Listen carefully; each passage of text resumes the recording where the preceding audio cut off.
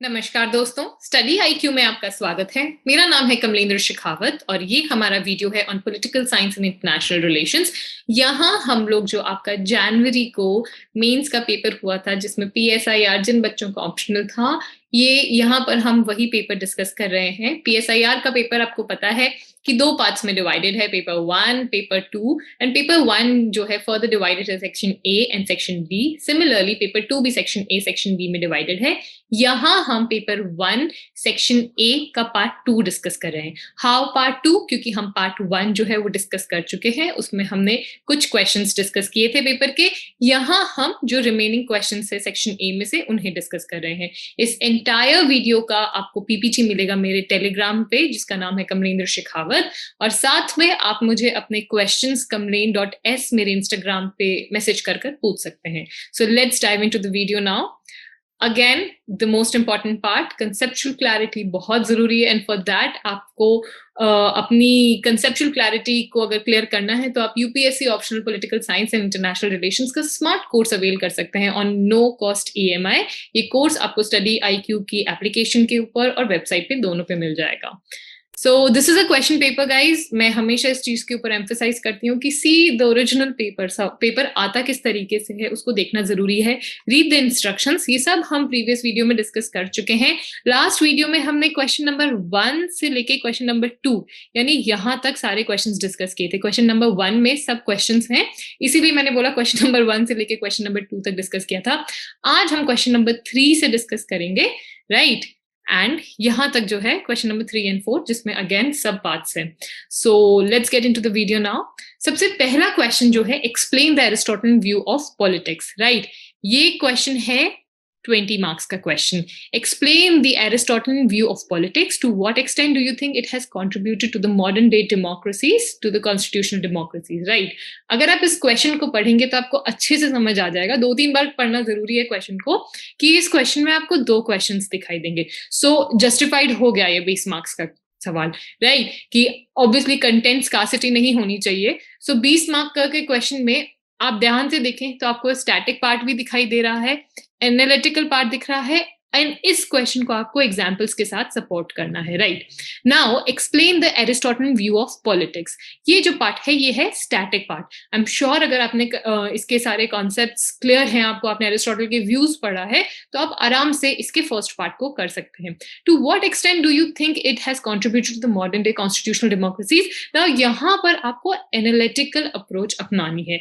किस तरीके से कि जो एरिस्टोटल के व्यूज हैं अबाउट पॉलिटिक्स के, उसको आपको प्रेजेंट डे कॉन्स्टिट्यूशंस ने किस तरीके से अडॉप्ट किया है, कैसे इन्फ्लुएंस हुई है, उसके बारे में लिखना है। सो दिस क्वेश्चन 20 मार्क्स का जस्टिफाइड है। इसमें स्टैटिक पार्ट भी है, इसमें एनालिटिकल पार्ट भी है, एंड साथ में आप इसको एग्जाम्पल्स के साथ सपोर्ट कर सकते हैं। Now let's get into the first part of the question, ठीक है? यह है explain the Aristotle view of politics. Aristotle के जो विचार थे राजनीति के ऊपर, पॉलिटिक्स के ऊपर, उसके बारे में लिखना है। Now guys, as you are reading this, I am sure आपको यही आ रहा होगा कि एरिस्टोटल के पॉलिटिक्स के ऊपर व्यूज ही अपने आप में एक बहुत बड़ा टॉपिक है। इट इज नॉट आस्किंग कि भाई सिटीजनशिप के बारे में लिखें, उनके व्यूज ऑन जस्टिस लिखें, स्टेट लिखें, नहीं। ये पूरा पॉलिटिक्स ना, पॉलिटिक्स की बात करें पूरे की बात, तो उसमें सब कुछ आ जाएगा। उनके आइडियाज ऑन रेवोल्यूशन, स्टेट के ऊपर, जस्टिस के ऊपर, सिटीजनशिप के ऊपर, फैमिली, मतलब it is containing, like इधर सब कुछ आ रहा है। So what you have to do, you have to very smartly write this part। बहुत briefly, सटीक तरीके से आपको लिखना है। You have to cover all the points, but directly कोई बीटिंग अराउंड द बुश नहीं करनी थी, राइट? सो सबसे पहले हम इनका जो व्यू है ऑन पॉलिटिक्स, एरिस्टोटल का व्यू है, उसको ब्रीफली लिखेंगे। सो आपको पता है एरिस्टोटल की किताब थी पॉलिटिक्स, ठीक है? एरिस्टोटल के टीचर जो थे उनका नाम था प्लेटो, ठीक है? मैंने कैसे याद रखा था कि एरिस्टोटल की किताब कैसे, जब 1 वर्ड क्वेश्चंस आते थे तो उसमें कैसे, नेट के पेपर में तो कैसे ध्यान रहेंगे कि आप देखें कि इनके टीचर का नाम था प्लेटो, तो प्लेटो से पॉलिटिक्स, यानी अपने टीचर को एक डेडिकेट करते हुए इन्होंने किताब लिखी थी। जैसे एरिस्टोटल जो प्लेटो थे, उन्होंने भी अपने टीचर सोक्रेट्स को डेडिकेट करते हुए अपनी किताब रिपब्लिक लिखी थी। वैसे ही कहीं ना कहीं मैंने इस तरीके से याद किया था। So I am just giving you one of the pointer. तो उनकी किताब थी पॉलिटिक्स। तो उस पॉलिटिक्स को first textbook in political science कहा जाता है। एरिस्टोटल को खुद को फादर ऑफ पॉलिटिकल साइंस कहा जाता है। क्यों? इनसे पहले सोक्रेट्स थे, प्लेटो थे, तो इन्हें क्यों नहीं कहा जाता?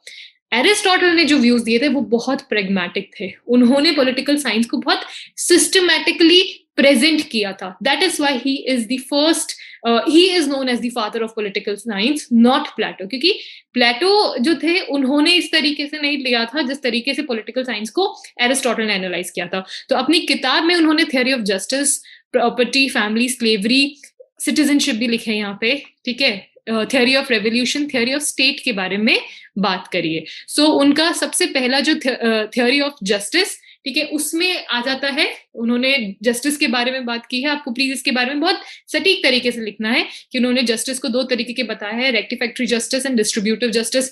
रेक्टिफिकेटरी जस्टिस में उन्होंने क्या बात करी कि भाई कुछ मिस्टेक्स हो जाए उनको किस तरीके से, या फिर कुछ प्रॉब्लम्स हो जाए उनको कैसे रिड्रेस करना है। तो आपको पता है कि कोर्ट वगैरह होते हैं, इनका काम ही रिड्रेस का होता है, ठीक है, ग्रीवेंसेस को सुनना, देन पनिश करना, इस तरीके से। So he gives the principle of proportion, it means penalty should be in proportion to the harm done, right. तो ये जो रेक्टिफिकेटरी जस्टिस है, यहाँ पे बेसिकली ग्रीवेंसेस को रिड्रेस करना, उनको एड्रेस करना, जो कोर्ट्स वगैरह।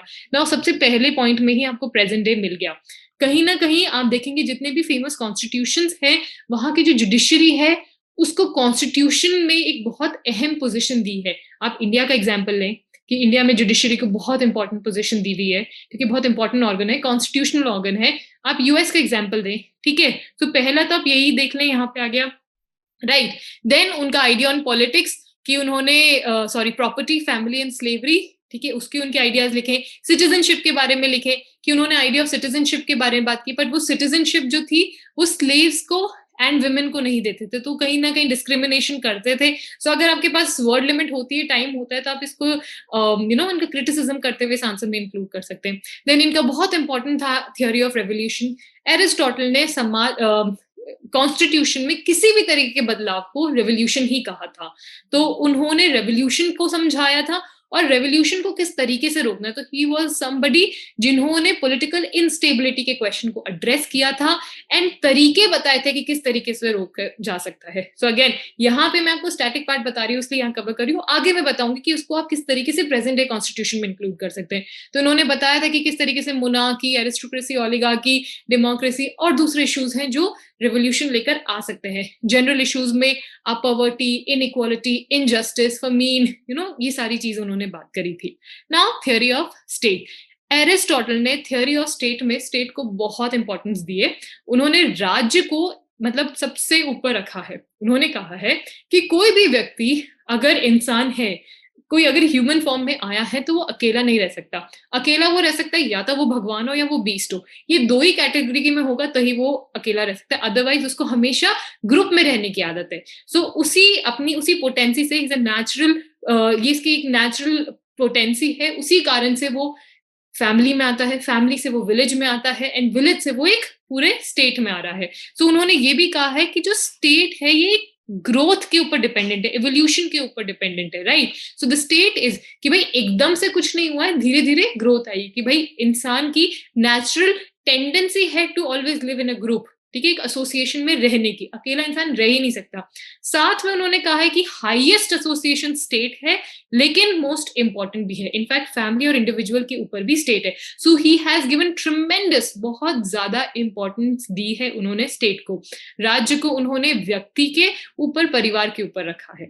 आई होप, क्योंकि उन्होंने एग्जाम्पल दिया whole is of necessity prior to the part, कि भाई उन्होंने बोला अगर हम राज्य को किसी इंसान के शरीर से कंपेयर करें तो राज्य पूरा इंसान हुआ, उसके अंग जो हुए वो मतलब फैमिली हो गई, विलेज हो गया, तो बोले कि पूरा शरीर ज्यादा जरूरी है देन हैविंग अंग, राइट। तो कहीं ना कहीं ये कंपैरिजन किया उन्होंने। नाउ सो आई होप आपको ये पूरा स्टैटिक पार्ट की, आपको पॉलिटिक्स में उनके व्यूज ऑन पॉलिटिक्स में ये सारी चीजें लिखनी है। Then came the second question which is how his ideas has contributed to the modern day democracies. इस पार्ट में आपको बेसिकली लिखना है कि उन्होंने इन्हीं सारे पॉइंट्स को आपको प्रेजेंट डे कॉन्स्टिट्यूशंस ने किस तरीके से लिया है और किस तरीके से उन्होंने अपने कॉन्स्टिट्यूशन में इंक्लूड किया है, आप उसको एग्जाम्पल्स के साथ सपोर्ट करें, राइट? नाउ सबसे पहली बात आपको पता है कि एरिस्टोटल ने 158 कॉन्स्टिट्यूशन को अच्छे से एनालाइज किया था and then he drew his conclusion, right? तो आप यहाँ पे ये लिखें कि उन्होंने अपने कंक्लूजन में, तो ये जो उनका थ्योरी ऑफ जस्टिस है, कहीं ना कहीं ये चीज यहाँ आ जाएगा कि भाई समाज में अगर जस्टिस लेकर आना है तो best form of political system क्या होगा, उन्होंने बात की थी पॉलिटी। आपको ध्यान होगा कि एरिस्टोटल ने 2 तरीके के सिस्टम बताए थे, प्योर एंड परवर्टेड, और उन्होंने अलग अलग तरीके की गवर्नमेंट्स के pure version and perverted versions बताए थे, और उसी में उन्होंने ये कंक्लूड किया था कि ये जो एक्सट्रीम कोई भी सिस्टम है वो गलत है, इससे बेटर है एक मिडिल सिस्टम, जिसे उन्होंने गोल्डन मीन भी बोला था, ठीक है, जिसे उन्हें गोल्डन मीन या मिडिल वे कुछ भी बोलो ये बोला था। और इन्होंने ये कहा था कि भाई ओलिगार्की एंड डेमोक्रेसी का जो मिडिल पार्ट है, जो पॉलिटी है, ये best form of the system है, राइट? तो इन्होंने best form of the government polity को रखा था। So again as I said he was the father of political science. 158 constitutions को इन्होंने एकदम अच्छे से एनालाइज किया था एंड इन्हीं के इस क्लासिफिकेशन के बाद ये कंपैरेटिव कॉन्स्टिट्यूशन की अंडरस्टैंडिंग भी डेवलप हुई थी। नाउ आपको पता है कि यहाँ पर आप इंडिया का एग्जाम्पल कोट कर सकते हैं कि इंडिया ने भी अपने कॉन्स्टिट्यूशन को फ्रेम करते हुए डिफरेंट डिफरेंट कॉन्स्टिट्यूशन को एनालाइज किया था। तो ये कंपैरेटिव मेथड जो था कहीं ना कहीं एरिस्टोटल ने शुरू कर दिया था। Now one of the reason is his contribution to the theory of to the theory of constitution. He has studied 158 constitution and on the basis he suggested polity जो है is the best practical form of government, right? Best practical, ध्यान रखें practical, जो आप उसको व्यवहारिक यानी आप जिसको यूज कर सकते हैं, राइट? ये best practical form of government है। Now we can see the application of this principle of golden mean, ठीक है? Polity is golden mean of oligarchy and democracy, यानी दोनों ही एक्सट्रीम को ना फॉलो करते हुए उन्होंने ड्रॉ किया था कि polity is the best form. And polity भी उन्होंने क्या बोला था कि जो डेलिबरेशन के थ्रू आए, जहां पे मिडिल क्लास इन्वॉल्व होती है, वो बेस्ट है फॉर्म ऑफ गवर्नमेंट। तो आप देखिए प्रेजेंट डे वर्ल्ड में यही है कि सबसे ज्यादा पार्टिसिपेट ही कहीं ना कहीं यही क्लास करती है। Now rule of the middle class उन्होंने बात की थी, ठीक है, क्योंकि बिकॉज रिच और poor both susceptible to the crimes, ठीक है, one commits crime out of the arrogance and other commits crime of the ignorance. Now rich will be, तो उन्होंने मिडिल क्लास को बहुत इंपॉर्टेंस दी थी। तो वर्ल्ड ओवर मिडिल क्लास सबसे बड़ी पॉपुलेशन है और कहीं ना कहीं उसको ही करने की कोशिश की जा रही। Now the authority of statesman. Now again यहां से authority of statesman, what is statesman? A chosen leader, ठीक है?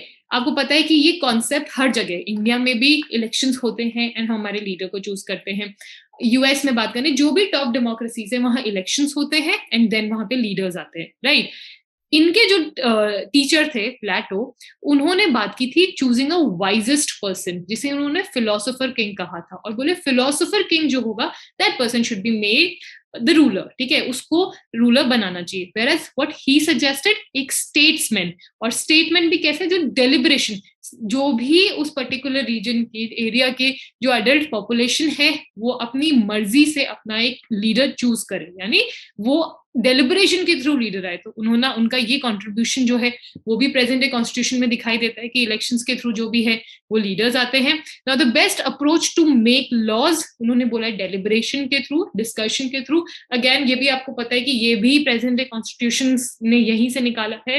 Now Aristotle recommended polity as the best practical form, ठीक है, ये जरूर लिखें प्रैक्टिकल फॉर्म ऑफ गवर्नमेंट, ठीक है। Now state is not unity but unity in diversity, ये सब एरिस्टोटल के व्यूज ही हैं जो आज प्रेजेंट डे मॉडर्न कॉन्स्टिट्यूशंस जो हैं डेमोक्रेसी से वो अडॉप्ट कर रही है। Now one of the biggest contribution of Aristotle is rule of law, ठीक है। जैसे मैंने बताया कि एरिस्टोटल कहते थे कि अडल्ट पॉपुलेशन पार्टिसिपेट करे, अपने स्टेट्समैन को चूज करे एंड अपने लिए लॉज ड्रॉ करे, और ये लॉज जो होंगे ये सबसे इंपॉर्टेंट होंगे, इनके ऊपर कोई इंडिविजुअल नहीं होगा, कोई कुछ भी नहीं होगा, कोई रूलर नहीं होगा, ठीक है, कोई ग्रुप नहीं होगा। तो सिमिलरली रूल ऑफ लॉ का कॉन्सेप्ट आज भी है।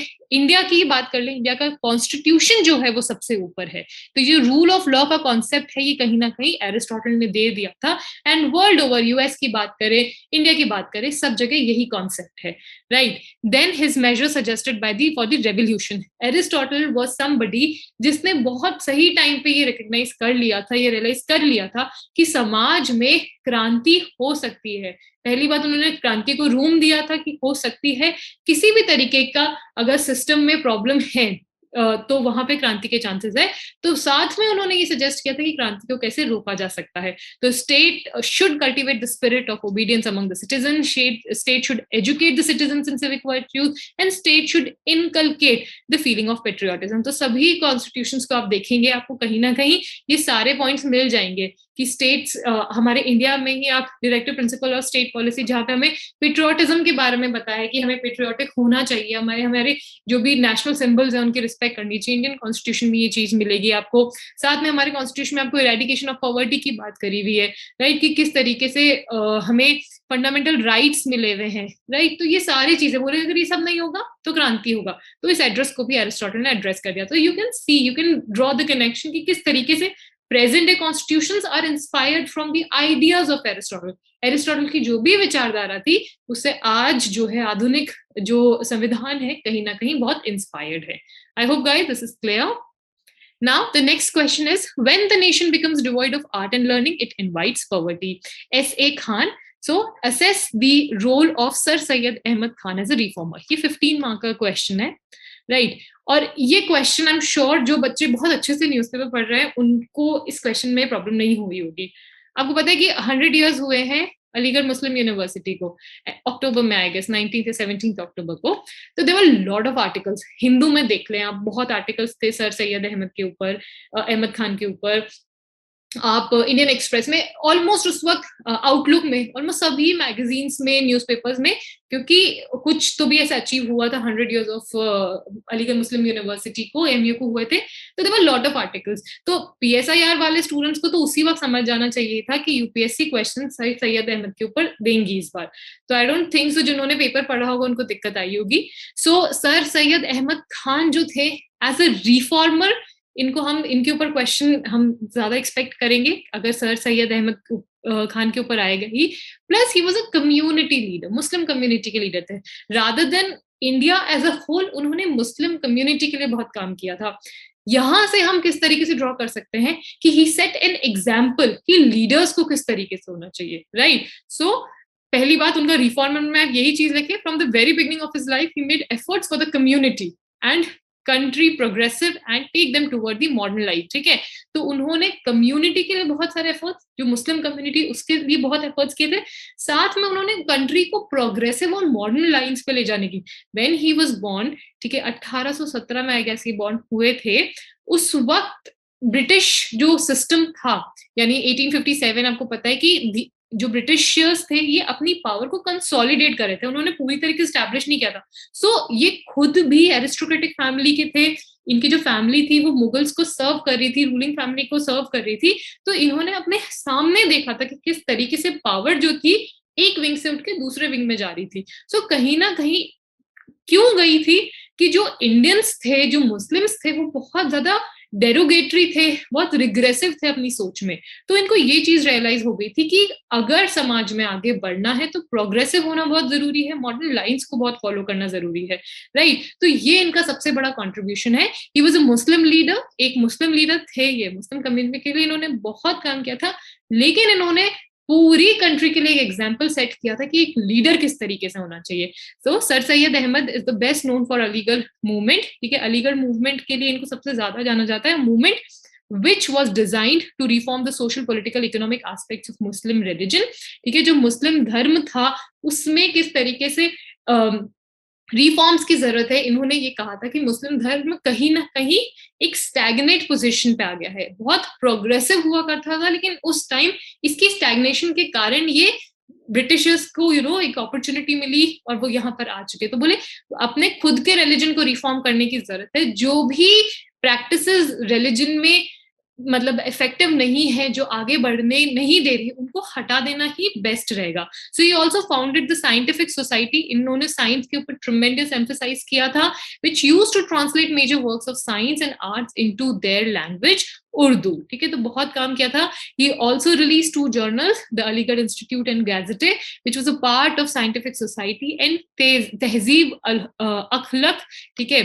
तो ये इन्होंने 2 तरीके की ये मैगजीन स्टार्ट की थी। जो ये तहजीबुल अखलक जो था, it is also known as Mohammedan social reformer in English, ठीक है, इंग्लिश नाम ये था।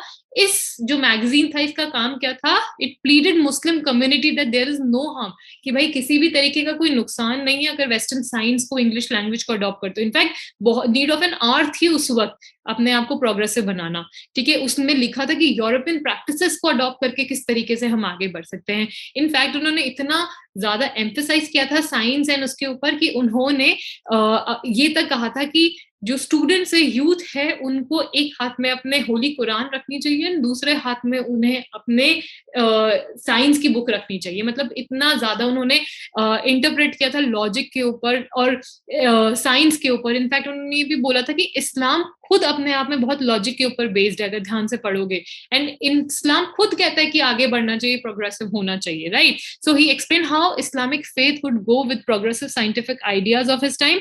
It is religion based on nature, customs and practices which can easily, बोला कि ये इस्लाम एक ऐसा धर्म है जो अपने आप में साइंटिफिक अप्रोच आराम से अपना सकता है। You know, so his emphasis was on education, on science, on modern ideas, adopting western system जो सही हो। So he was, how in entirety he was influencing India, basically being a good leader, ये एक example set कर रहे थे। Now his most important contribution to the field of education establishment of MOC, Muslim Oriental College, in 1877, which later become Aligarh Muslim university. तो इसी university को 100 साल हुए थे, जिसके कंट्रीब्यूशन में बहुत सारे आर्टिकल्स थे ना। सर सैयद अहमद खान ने इनिशियल इयर्स में अपने हिंदू मुस्लिम एफिनिटी को भी बहुत एम्फेसाइज किया था। उन्होंने अबेंडन करने की बात की थी काउ ईटिंग, बीफ ईटिंग को। बोला कि अगर ये कंट्री के कुछ लोगों को हर्ट कर रहा है तो इट्स बेटर कि उसको करें। So sir Syed Ahmad founded laid the foundation of comparative religious studies and revived the spirit of Dara Sikho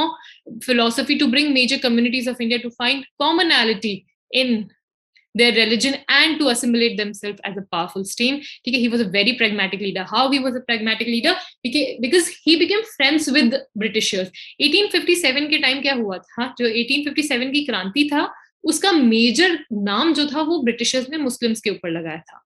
ठीक है, सर सैयद अहमद ने क्या किया, उन्होंने अपनी एक किताब लिखी और उसमें उन्होंने, जिसका नाम था causes of the revolt of 1857, और इसमें ये बताया it was not the Muslims जो 1857 की क्रांति का कारण थे, इट वाज ब्रिटिशर्स पॉलिसी जिसके कारण 1857 की क्रांति हुई थी। You know, so he was a very shrewd and smart leader. He became friends with the Britishers because he realized, उन्हें उसी वक्त रियलाइज हो गया था कि ब्रिटिशर्स से को नाराज करके आगे नहीं बढ़ा सकता। So for the greater good उन्होंने डिसाइड किया कि ही विल बिकम फ्रेंड, ठीक है, he would become friends with the Britishers and then वो अपने जो भी आइडियाज है अपनी कम्युनिटी का डेवलपमेंट करवाएंगे। So he was a very pragmatic leader in that approach also. ठीक है, then he also wrote a pamphlet, The Royal Mohammedans of India, जिसमें उन्होंने गारंटी दी थी कि Muslims are friends with the Britishers, they are loyal to Britishers. ठीक है, अब इसके साथ में तारिक मंसूर, इनके ही आर्टिकल्स अक्सर आपने देखे होंगे।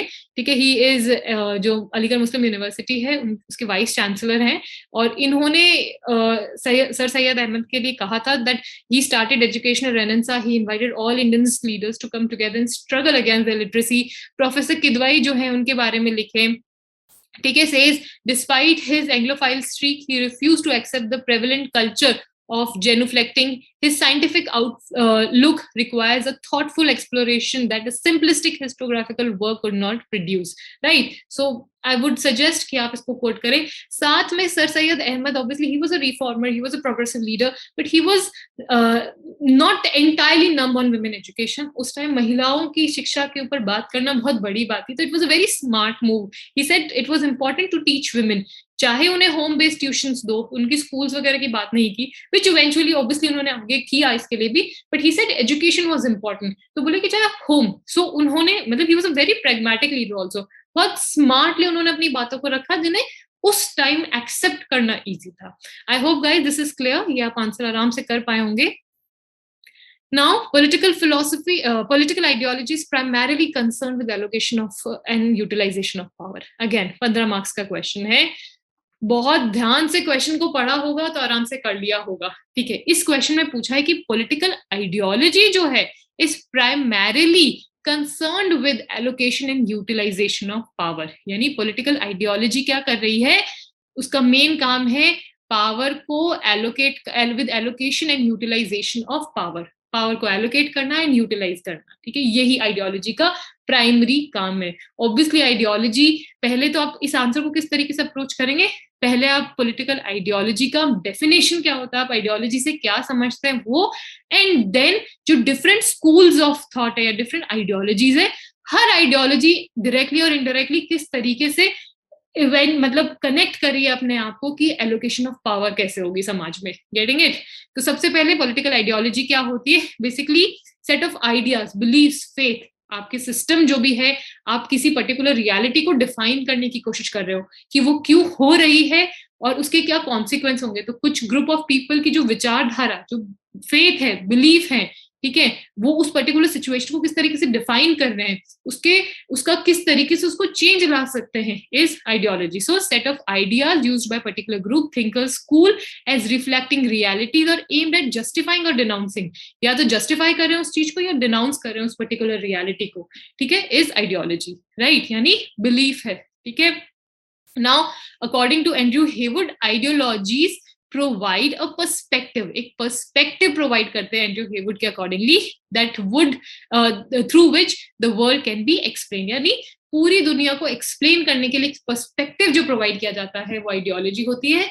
और अगर वर्ल्ड के साथ में जो भी वर्ल्ड में हो रहा है आप उसको अग्री नहीं कर रहे, उसको डिनाउंस कर रहे हो, तो भी वो एक आइडियोलॉजी हुई है। Getting it? So politicians in different Nations, ठीक है, पॉलिटिशियंस लिखें, स्कॉलर्स लिखें, ठीक है, in different Nations use, specially जो पॉलिटिशियंस हैं, जो राजनेता हैं, वो अलग अलग राष्ट्रों में आइडियोलॉजी के माध्यम से ही पावर गेन कर रहे हैं, right, and everyone consciously unconsciously किसी ना किसी आइडियोलॉजी को, किसी ना किसी वैल्यू को सपोर्ट करते हैं। I hope. तो सबसे पहले आपको आइडियोलॉजी की डेफिनेशन लिखनी है, फिर आपको शुरू करना है लिबरलिज्म से, मार्क्सिज्म से, कि ये सारे स्कूल्स किस तरीके से इवेंचुअली बात कर रहे हैं कि ideology is all about power. देखिए लिबरलिज्म में आप देखें, लिबरलिज्म भी कहीं ना कहीं पावर कैपिटलिस्ट को दे रहा था, ठीक है, कैपिटलिस्ट सिस्टम में लिबरलिज्म अपने तरीके से डिफाइन कर रहा था कि समाज किस तरीके से चलना चाहिए, पावर राज्य के स्टेट के हर कंट्रोल में नहीं होनी चाहिए। लिबरलिज्म भी आपको पता है, नियो लिबरलिज्म अलग है, पॉजिटिव लिबरलिज्म में भी फिर आपको पॉजिटिव एंड नेगेटिव स्कूल्स अलग दिखेंगे, कि सब अपने अपने हिसाब से पावर की एलोकेशन की बात कर रहे हैं। देन केम मार्क्सिस्ट ने भी पावर के एलोकेशन की बात की कि भाई बुर्जुआ क्लास से लेकर प्रोलेटरेट्स को पावर दे, राइट। तो हर आइडियोलॉजी एंड हर आइडियोलॉजी की सब स्कूल भी किसी ना किसी तरीके से पावर एलोकेशन की बात कर रही है। So Karl Marx on ideology, ideology is a false consciousness, the idea of ruling class are in every epoch the ruling ideas, ठीक है। तो जो आइडियाज है रूलिंग क्लास के, वही हर जगह आपको दिखाई देंगे। अगेन, तो ruling class is having the power, ठीक है, the class which is the ruling material force of the society is at the aim of time ruling intellectual force, hence, ठीक है, the ideas of those who lack the means of mental production are subject to the ideas of the, ठीक है। इसका क्या मतलब कहा गया है कि बेसिकली समाज में, देखिए इन्होंने बात करी कि जिसके पास मटेरियल वेल्थ है उसके आइडियाज प्रेवलेंट होंगे, और उस मटेरियल वेल्थ वाला पर्सन अपनी पावर इंपोज करेगा, अपने आइडियाज जो सब्जेक्शन में है, जो एक तरीके सप्रेस हो रहे हैं, उनके ऊपर इंपोज करेगा। सो अगेन यहाँ पे भी एलोकेशन ऑफ पावर की बात की है। लेनिन की बात करें so that class consciousness can't be achieved on its own, for that require a vanguard party to guide the working masses। यहाँ पे भी उन्होंने बात की कि यहाँ पावर किसको दी है, वैनगार्ड को, क्योंकि क्लास कॉन्शियसनेस से यहाँ पे भी एलोकेशन ऑफ पावर ही देखने को मिलेगी।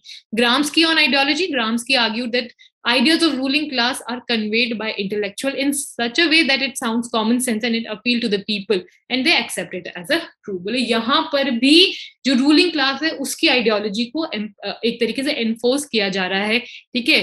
आई hope guys. Then Karl Mannheim है, उन्हें कोट करें, उन्होंने भी बोला है system as through system that serves to defend a particular social order and that broadly express the interest of the dominant class। so आप ये सारे आप कंक्लूड करेंगे कि इनफैक्ट आप नाजिज्म जो था ये भी एक आइडियोलॉजी है, फासिज्म भी आइडियोलॉजी है, ये सब अपनी पावर एलोकेट कर रहे थे, यहाँ पे सब अपनी पावर होल्ड करना चाह रहे थे और किसी ना किसी को डोमिनेट करना चाह रहे थे। I hope this is clear now. Now, do you think that Buddhist tradition have lent greater ethical foundation to ancient Indian political thought? Give your arguments. Now, you need to understand this question again. ये questions आप इस बार देखेंगे बहुत सीधे थे, बहुत सरल थे, लेकिन पूछे हुए घुमा के थे, राइट। यानी ये बिल्कुल सिंपल है। इसमें क्या पूछा गया, do you think that Buddhist tradition have lent greater ethical foundation? ठीक है, तो यानी जो इंडियन पॉलिटिकल थॉट है, क्या बुद्धिस्ट ट्रेडिशन ने उसको एथिकल फाउंडेशन दी है? ठीक है, तो बस आपको यहाँ पर इसमें बुद्धिस्ट ट्रेडिशन की जो भी एथिकल चीजें उनको लिखनी थी और बताना था कि how it has provided Indian political thought एक एक होता है ना, एक एथिकल, एक मॉरल फाउंडेशन दी है इसमें, वही हाईलाइट करना था। And Buddhism is all about morality, ethics, right? I don't think so इसमें भी दिक्कत हुई होगी आपको। सो गेल ऑमविड एंड कां चलाए recognise Buddha as the politic.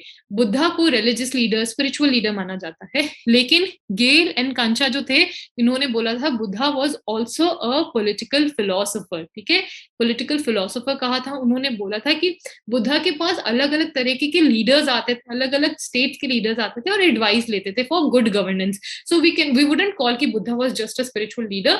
राष्ट्र को किस तरीके से चलाना है, उसके आइडियाज भी जो किंग थे वो बुद्धा से आके लेते थे, right? So provided his wisdom on the state craft. सबसे पहली लाइन, एंड जो ये आइडियाज थे, ये एडवाइजेस थी, ये बहुत ज्यादा मोरालिटी एंड एथिक्स के ऊपर थी। So even the origin of the state, if Hindu political thought associates origin of the state, ठीक है, ठीक है, with sorry, if Hindu political thought associates origin of the state with अराजकता, अराजकता इज अनार्की।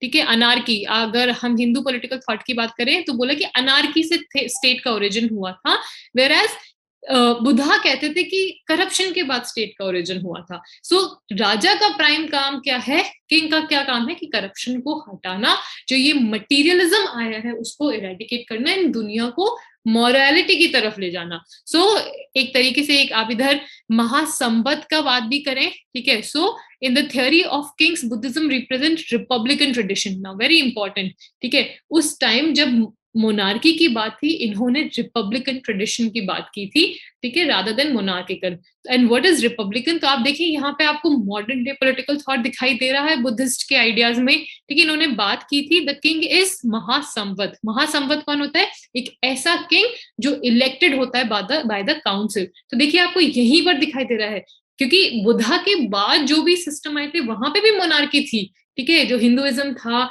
अर्थ व्यवस्था, जो ये अर्थशास्त्र थी, ठीक है, यहाँ पर, या इसके अलावा भी आप देखें, अगर हम बात करें महाभारत टाइम की, तो ये सब लोग मोनार्किकल फॉर्म ऑफ गवर्नमेंट की बात करते हैं, ये रिपब्लिकन ट्रेडिशन की बात करें तो एक मॉरल एथिकल फाउंडेशन यहीं से आ गई थी, right. Now Buddhist thought justified popular revolt if king unable to perform his duty. उन्होंने ये भी बात कही थी कि भाई स्टेट अगर ढंग से काम नहीं कर रहा तो रिवोल्ट को भी स्कोप दिया था। आपको ध्यान होगा दजानंद जो था उसको किस तरीके से हटाया, कहते ना, I am not going in that part, but हाँ, तो उन्होंने बोला था कि रिवोल्ट भी करना जस्टिफाइड है। Now the rise of social class is explained, ठीक है, in contrast to the Brahmanical theory by rational principle of voluntary selection of occupation. आपको ध्यान है कि हिंदुइज्म में वर्णाश्रम सिस्टम बहुत डोमिनेटिंग था, कि भाई सब अपनी अपनी ऑक्यूपेशन अपनी बर्थ के अकॉर्डिंग लेंगे, ठीक है। इन्होंने उस चीज को डिस्पाइस किया था और इन्होंने ये बोला कि ऑक्यूपेशन सिलेक्शन के ऊपर डिपेंड होगी, आप चूज करें आप कौन सी करना चाहते हैं। इनफैक्ट उन्होंने किंग को भी कहीं ना कहीं बोला था कि किंग को क्षत्रिय क्लैन से आने की जरूरत नहीं है, ठीक है, उसमें वर्च्यू होना चाहिए, उसमें नॉलेज होनी चाहिए। तो again a very forward principle एक पॉलिटिकल थॉट के accordingly. And Arthashastra is more pragmatic, text even, ठीक है, अगर हम अर्थशास्त्र की बात करें तो उसमें ज्यादा प्रैग्मेटिज्म दिखेगा। अर्थशास्त्र बात करेगा साम दाम दंड की, वॉर की बात करेगा। आप अगर बुद्धा के ट्रेडिशंस को देखेंगे तो बात करेगा पीस की, नॉन वायलेंस की। तो अगेन यहाँ पर एथिकल फाउंडेशन ज्यादा है। नाउ बुद्धिस्ट फॉरेन पॉलिसी की बात करी है हमने, इनफैक्ट अशोका का एग्जाम्पल दे सकते हैं, सम्राट अशोका ने, जिन्होंने बुद्धिज्म को अडॉप्ट किया था, and he was a great ruler. उन्होंने डिफरेंट कंट्रीज में अपने डिप्लोमैट्स वगैरह भेजे थे, क्योंकि उनके अकॉर्डिंग बुद्धिज्म क्या कहता था, चक्रवर्ती सम्राट विंस अदर बाय धर्म चक्र, ठीक है, धर्म के बेसिस पे, ठीक है। धर्म की बात अर्थशास्त्र में भी हो रही है, ठीक है। आप देखेंगे कि धर्म की बात महाभारत की शांति पर्व में भी हो रही है, लेकिन जिस तरीके की धर्म की बात अशोका ने की थी, जो कि फॉलो करते थे बुद्धिज्म को, इतना नॉन वायलेंट, इतना पीसफुली किसी ने बात नहीं की। नाउ उपिंदर सिंह कौर हैं, उनकी किताब थी political violence in ancient India, ठीक है। और इन्होंने मेंशन किया था अश्वघोषा के बारे में, अश्वघोष बुद्ध चरित्र, बोले कि ये सोर्सेस हैं, आप बुद्धा के बारे में जानना है तो 3 सोर्सेस बताए थे, ठीक है, जटाका एक्सेट्रा, अश्वघोषा, बुद्ध चरित्र। तो बोले इसमें उन्होंने बताया था कि अश्वघोषा में मेंशन है कि किंग कैसा होना चाहिए। तो जो आप देखेंगे कि किंग की जो कैरेक्टरिस्टिक्स बुद्धिज्म में लिखे हुए हैं कि भाई he should be ideal, he should comes from you know अच्छा होना चाहिए, फियरलेस होना चाहिए, ध्यान रखने वाला होना चाहिए। तो ऐसे सारे कैरेक्टरिस्टिक्स जो थे ये बड़े मॉरलिटी के ऊपर बेस्ड थे, ठीक है। सेंटली होना चाहिए, सैक्रिफाइस को सपोर्ट करना चाहिए, ठीक है। Ideal king crushes the swollen pride of the enemies with the battle of virtue rather than war, ठीक है। बहुत ज्यादा एक तरीके से आइडियलिस्टिक बातें की थी। फिर जब अर्थशास्त्र को पढ़ेंगे तो किंग को श्रूड होना चाहिए, स्मार्ट होना चाहिए, विश्वास नहीं करना चाहिए किसी पे। तो यहाँ पे आपको एथिकल फाउंडेशन ज्यादा दिखेंगे। नाउ एथिकल फाउंडेशन जो है वो स्टेट के स्ट्रक्चर में भी विजिबल है, ठीक है। प्रोफेसर री डेविड्स जो है वो कहते हैं कि अगर आप बुद्धिस्ट संघ को देखेंगे तो उसमें भी आपको डेमोक्रेटिक प्रिंसिपल्स दिखेंगे, राइट, एंड जो कि बेस्ड होंगे वर्च्यू के ऊपर, एथिक्स के ऊपर। Then, since Buddhists did not believe in the caste system, we just discussed this thing also, and so all in all, आप देखेंगे कि Buddhist principles were based on righteousness, and कैसा righteousness, हर तरीके से, आपकी working में भी, आपकी mentality में भी, हर तरीके। I hope guys, so it is providing एक तरीके से ethical foundation provide कर रहा है। Now, Marx's concept of alienation is an essential part of the reality of capitalism. Explain. Again, 15 mark का क्वेश्चन है, आपने इसको मार्क कंसेप्ट ऑफ एलिनेशन समझाना है जो कि कैपिटलिज्म में किस तरीके से है। Again easy and direct question, क्या एलिनेशन को समझाना है कि कैपिटलिज्म में किस तरीके एलिनेशन आ रहा है। सो एलिनेशन की बात करें, एलिनेशन की पहले डेफिनेशन की बात कर लेते हैं। एलिनेशन का मतलब होता है अकेला, आइसोलेट, अलग कर देना समाज से या अपने आप से किसी भी तरीके से। तो मार्क्स का कहना था कि कैपिटलिज्म जो है वो कैपिटलिस्ट व्यवस्था में इंडिविजुअल जो होता है वो एलिनेट हो जाता है, अकेला हो जाता है, आइसोलेट हो जाता है, ठीक है। So it was Hegel who first explain the alienation, ठीक है। सबसे पहले हीगल जो थे उन्होंने एलिनेशन को समझाया था। And according to Hegel, on this earth man gets alienated from God, which is the cause of unhappiness of men, ठीक है। तो हीगल सबसे पहले बोलता है कि इंडिविजुअल किस हिसाब से अपने आप को भगवान से अलग कर लेता है एंड इसी कारण से अनहैप्पी होता है।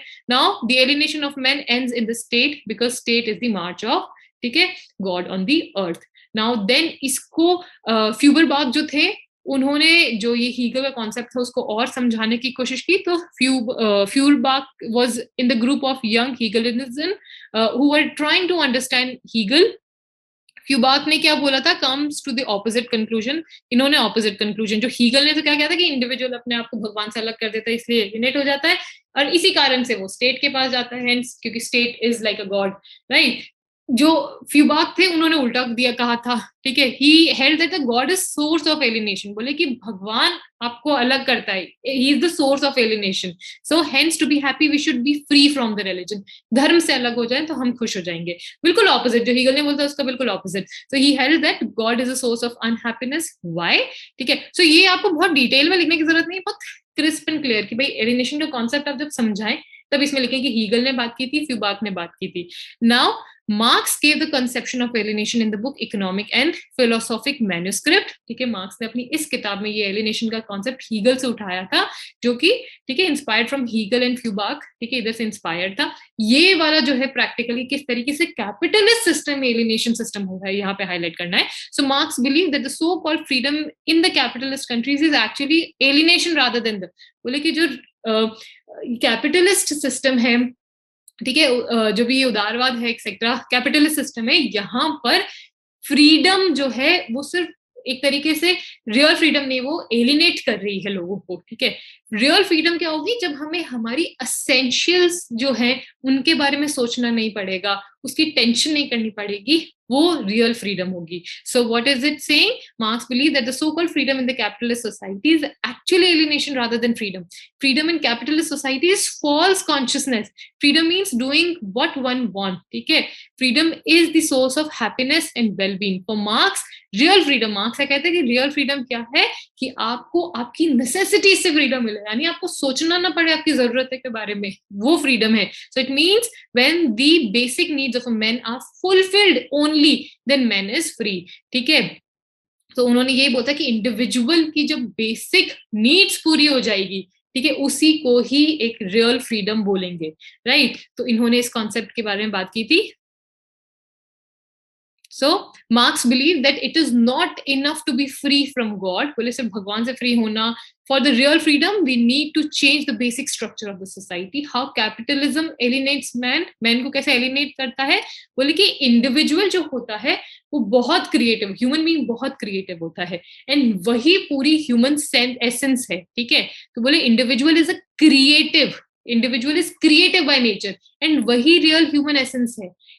कैपिटलिज्म इंडिविजुअल की ये ह्यूमन एसेंस उसको डिस्ट्रॉय कर रहा है एट 4 लेवल, ठीक है? Alienation from the process and production. Capitalism इस तरीके से चल रहा है कि आपको पता है कि आप ना तो प्रोसेस के हिस्से हैं ना प्रोडक्शन के हिस्से हैं, आप सिर्फ एक माइन्यूट से हैं जिसको वहां पे खड़ा कर रखा है और आप एक मशीन के जैसे काम कर रहे हैं, बोलते हैं ना कॉग इन द व्हील, उस तरीके से। Now alienation from the product of his labour, जो भी वो प्रोड्यूस कर रहा है वो उसका नहीं है, उस पर उसका रूल नहीं है, उसके ऊपर उसके बुर्जुआ, उसके ओनर का रूल है, तो उसको अपने लेबर से भी अलग कर रहा है, वो प्रोडक्शन से, प्रोसेस से अलग कर रहा है, उसके खुद के लेबर से अलग कर रहा है, उसको समाज से अलग कर रहा है, एंड देन फाइनली वो उसको खुद से अलग कर रहा है। सो एट 4 लेवल्स ये एलिनेशन चल रहा है इन कैपिटलिज्म, ठीक है? देन यहाँ पे आप बैरी पेगेट को भी कोट कर सकते हैं, जिन्होंने कहा था, ठीक है, argues against the end of theorist called Francis Fukuyama. Francis Fukuyama क्या कहते थे कि भाई एंड ऑफ आइडियोलॉजी में उन्होंने बात की थी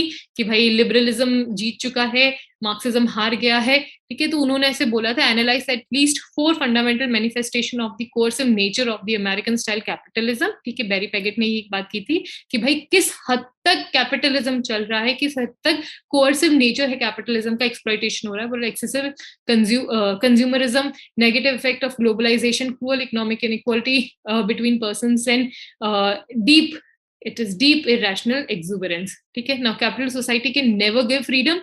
Freedom is possible only in communism, ठीक है?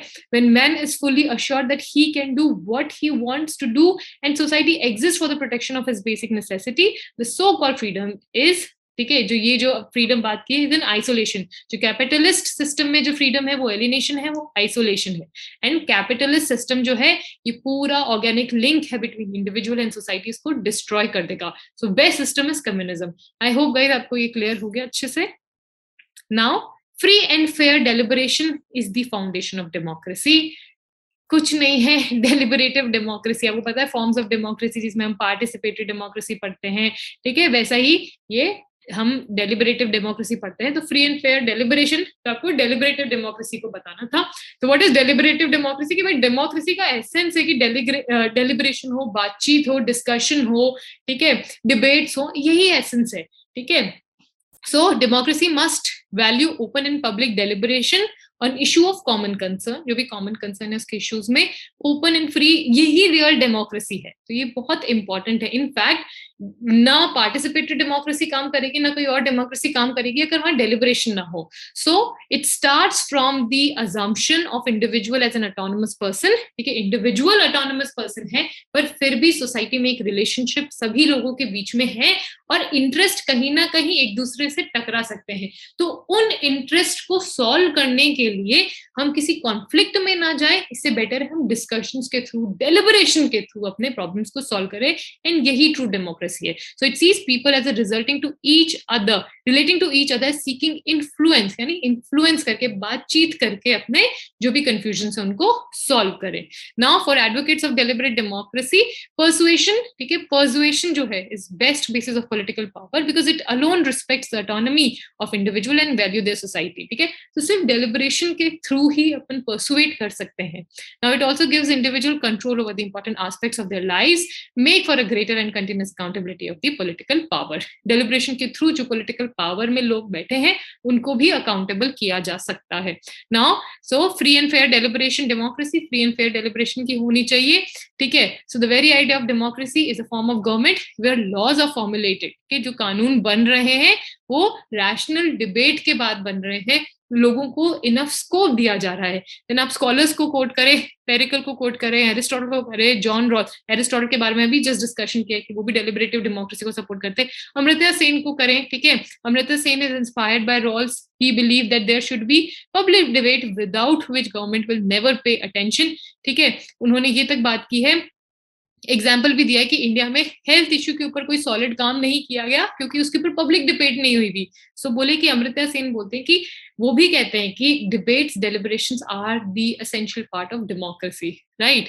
उसके बाद हैना अर्डन को करें सपोर्ट, उनको कोट करें, देन हेबरमास को कोट करें, ये जोशुआ कोहेन जो है, इनको ये इज वेरी इंपॉर्टेंट, इनको जरूर कोट करें। So he was also influenced by John Rawls. इन्होंने 5 फीचर्स ऑफ डेलिबरेटिव डेमोक्रेसी दिए। It is an independent and ongoing association of the people with expected continuity, people accept the deliberation is the only deciding factor, ठीक है, existence of non-coercive environment, right, there is a respect of pluralism of values. What is pluralism? कि भाई एक समाज में अलग अलग तरह के लोग हैं, तो उसकी उस चीज को रिस्पेक्ट करना चाहिए। Deliberation is a source of legitimacy, सरकार को लेजिटिमेसी भी डेलिब्रेशन के थ्रू ही मिलेगी, राइट।